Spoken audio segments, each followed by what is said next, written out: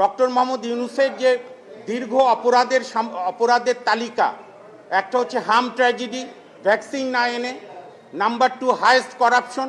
Even doctor ইউনূসের বন্ধু doctor Iftekharuzzaman বলেছে ইউনূসের আমলে 45% বেশি টাকা পাচার হয়েছে সুইস ব্যাংকে। তৃতীয়ত হচ্ছে আমাদের সর্বোচ্চ আইন সংবিধান, সেই সংবিধানের আর্টিকেল 24-23-তে আছে জাতীয় সাংস্কৃতিক ঐতিহ্য রাষ্ট্র রক্ষা করবে, ঐতিহাসিক স্মৃতিস্তম্ভ জাতির হৃদস্পন্দন স্মৃতিস্তম্ভ রক্ষা করবে।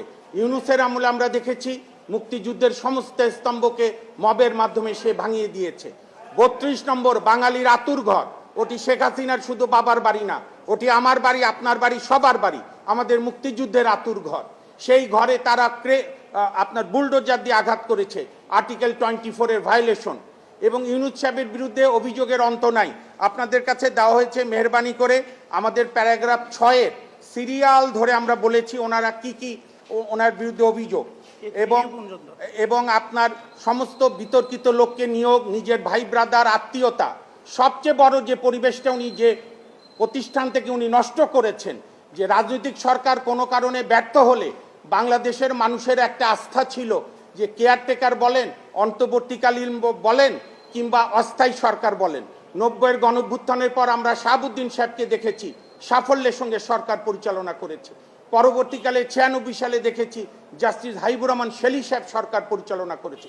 এইভাবে 2001, ইভেন 2008-এ কিন্তু ডক্টর মোহাম্মদ ইউনূস অন্য অনেক কিছু নষ্টের পাশাপাশি অ্যাডিনটেরিম বা তত্ত্বাবধায়ক বা অস্থায়ী সরকারের কনসেপ্ট নষ্ট করেছে।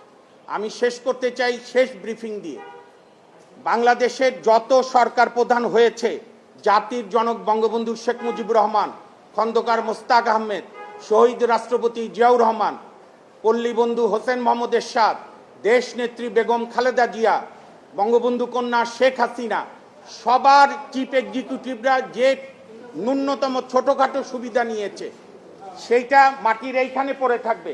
আর ইউনূস সাহেবের অবৈধ সুবিধায় আকাশ ছুঁয়ে যাবে, সেই কবিতার মতো নাদের আলীর ছাদ চূর্ণ করে আকাশে উড়ে যাবে। এই কারণে যেহেতু মাননীয় প্রধানমন্ত্রী, বাংলাদেশের সম্মানিত প্রধানমন্ত্রী জনাব তারেক রহমান জাতির উদ্দেশ্যে প্রথম ভাষণে বলেছেন, অসাধারণ কথা বলেছেন, যে দিন শেষে আইনের শাসনই হবে আমার সরকারের শেষ কথা। আর আইনের শাসনের পূর্ব শর্ত হচ্ছে যে কোনো অভিযোগ উঠলে একটি নিরপেক্ষ ইনকোয়ারি করা। আমরা সেই ইনকোয়ারি চাই, এবং ইনকোয়ারির সময় যেন ডক্টর মোহাম্মদ ইউনূস সাহেব দেশ ছেড়ে যেতে না পারে, কারণ তার পালানোর প্রবণতা আছে, অতীতে বহুবার পালিয়ে গেছে। আমরা আপনাদের মাধ্যমে জাতির কাছে জানাতে চাই, এই 7 দিনের মধ্যে ওনার ওপর রেস্ট্রিকশন ইম্পোজ না করলে আমাদের কাছে ইনস্ট্রাকশন, আমাদের সিনিয়র অ্যাডভোকেট মোহাম্মদ মহসিন রশিদ এবং ব্যারিস্টার এম আশরাফুল ইসলাম এই ড্রাফটটা চমৎকার করেছে। আমরা অলরেডি রেস্টিউই জিপি করে দিয়েছি, কুরিয়ারও চলে গেছে। 7 দিনের মধ্যে যদি সরকার কোনো দৃশ্যমান পদক্ষেপ না নেয়, তাহলে আমাদের বাধ্য হব আমরা মহামান্য হাইকোর্ট ডিভিশনে রিট পিটিশন দায়ের করার জন্য।